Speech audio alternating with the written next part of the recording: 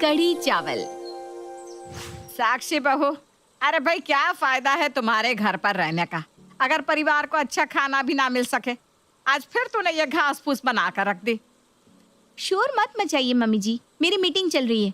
और ये क्या आप हर समय घर पर हो का ताना मारती रहती हो। मैं घर पर नहीं हूँ, वर्क फ्रॉम होम कर रही हूँ।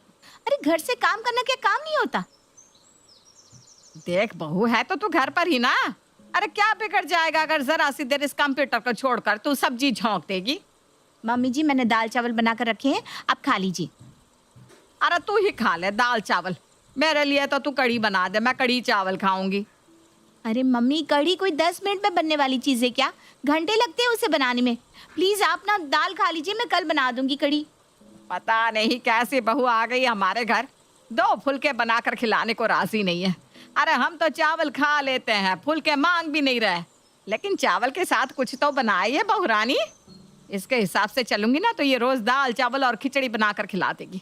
मैं खुद ही राजमा भिगो देती हूँ कल के लिए, फिर देखती हूँ कैसे नहीं बनाती।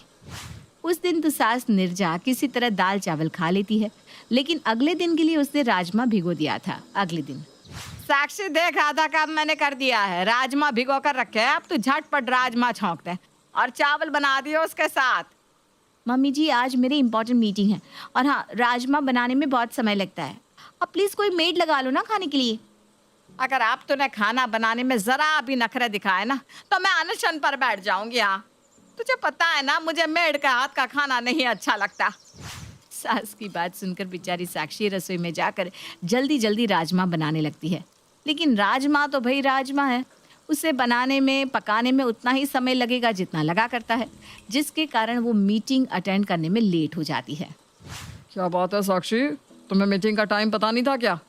सर पता था, लेकिन वो क्या है ना, मैं अपनी सासू माँ के साथ रहती हूँ और वो हर रोज़ कुछ ना कुछ नया खाने की फरमाइश जारी कर देती है, और अगर बनाने के लिए मना कर दो तो अनशन पर बैठने की धमकी देती है। I am really sorry sir.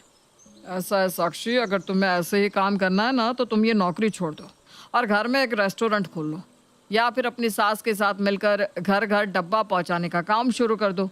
रोज नई नई डिश देकर तुम्हारी सास खुश हो जाएगी। तो मैं इस नौकरी की कोई ज़रूरत नहीं है। नहीं सर प्लीज़, मैं सच में शर्मिंदा हूँ, आगे से मैं ध्यान रखूँगी। देखो साक्षी, अमेरिकन क्लाइंट कॉल पर था और तुमने कॉल ही अटेंड नहीं किया। इतनी लापरवाही मैं बर्दाश्त नहीं कर सकता।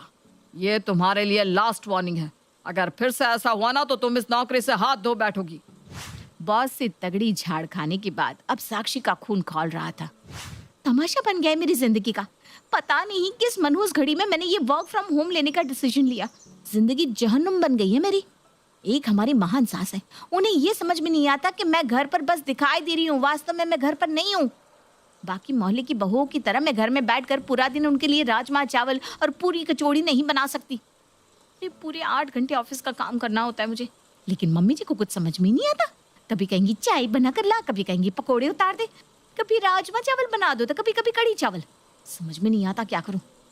अगले दिन, अरे बहू आज कढ़ी बना लेना, 3 दिन हो गया मैं तो कढ़ी के लिए तरसते हुए। सच्ची हमें नहीं पता था बेटे की शादी करके हमारी ऐसी हालत होने वाली है कि अपनी पसंद का खाना भी नसीब ना होगा। अरे ऐसी बहू आई है घर में, कुछ भी बना कर खिलाने को कह दो तुरंत मुंह सड़ा लेती है। इससे तो अच्छा आदमी 2-4 हजार देकर मेड से बनवा कर खाना खा ले। साक्षी रसोई में खड़ी सासू माँ के प्रवचन का आनंद ले रही थी, तभी उसकी सहेली का फोन आता है। अरे भाई क्या चल रहा है? तू तो फोन ही नहीं करती आजकल। अरे यार क्या बताऊं क्या चल रहा है। मैं बस कोई ऐसा अलादीन का चिराग ढूंढ रही हूँ जिसको घिसने से ना कढ़ी राजमा छोले 15 मिनट के अंदर बनकर तैयार हो जाए, ताकि मुझे सास और बॉस दोनों की बातें सुनने से मुक्ति मिल जाए। अरे यार ऐसा क्या मांगती है तेरी सासू माँ खाने के लिए? हर तीसरे दिन उन्हें खाने में कढ़ी चाहिए होती है, और अगर कह दो कि कढ़ी बनाने का मेरे पास टाइम नहीं है तो कहेंगी छोले बना ले, राजमा बना ले, सांभर बना ले। कोई ऐसी सब्जी हमारे घर में बन ही नहीं सकती जो जल्दी बन जाए। और अगर उनसे पूछे बिना कुछ बना कर रख दो तो उन्हें खाना नहीं है वो। अच्छा तो ये बात है, इसका मतलब तेरी सासू माँ कढ़ी चावल की दीवानी है। तो सुन, मेरे पास ना एक आइडिया है। इस आइडिया से कढ़ी चावल फटाफट तैयार हो जाएंगी और तुझे ज़्यादा मेहनत भी नहीं करनी पड़ेगी। सच्ची? अरे जल्दी से बताना।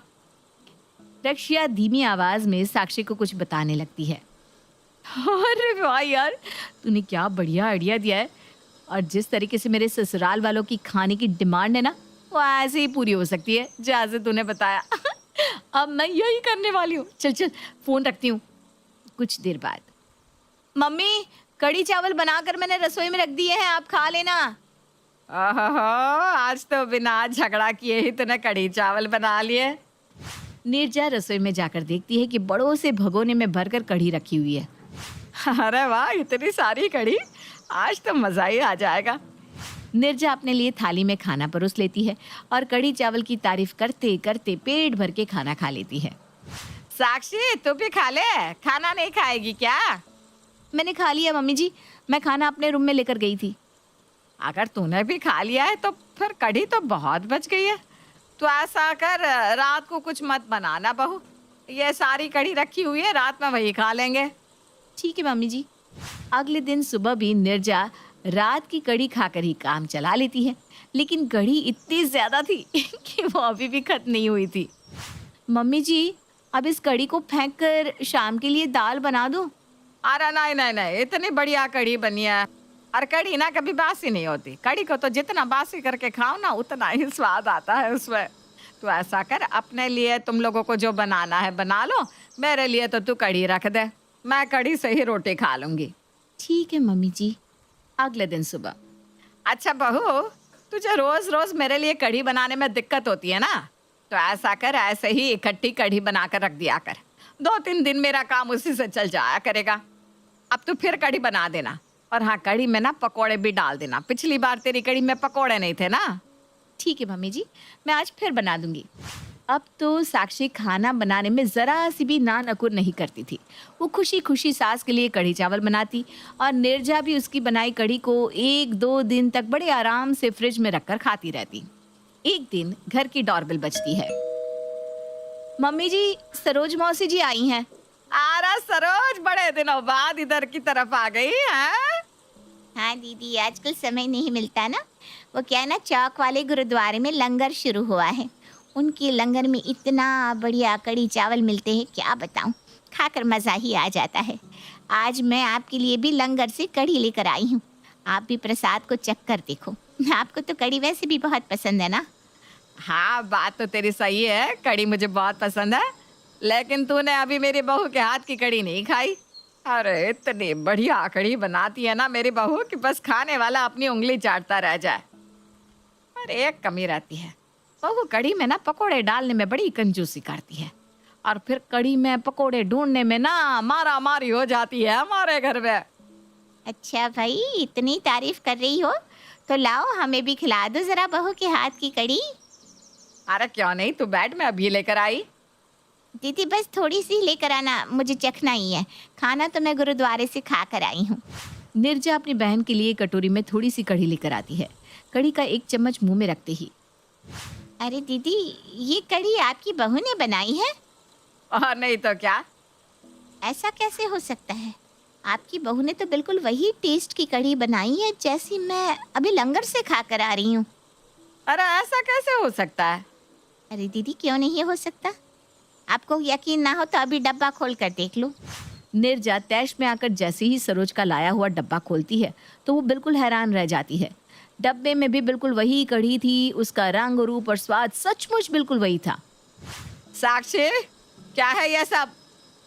माफ़ कर दीजिए मम्मी जी, मैं तंग आ गई थी आपके इस कढ़ी प्रेम से। इसलिए जब मेरी सहेली ने मुझे बताया कि गुरुद्वारे में कढ़ी चावल लंगर में बट रहे हैं, तो मैं वहाँ से ढेर सारी कढ़ी ले आई और आपको खिला दी। आपको कढ़ी पसंद आ गई तो मैं वहीं से लाकर आपको कढ़ी खिलाने लगी। अब आप ही बताओ मम्मी जी, मैं करूँ तो क्या करूँ? या तो मैं घर में रोज़ आपको ये 56 भोग खिला सकती हूँ या फिर अपना काम कर सकती हूँ।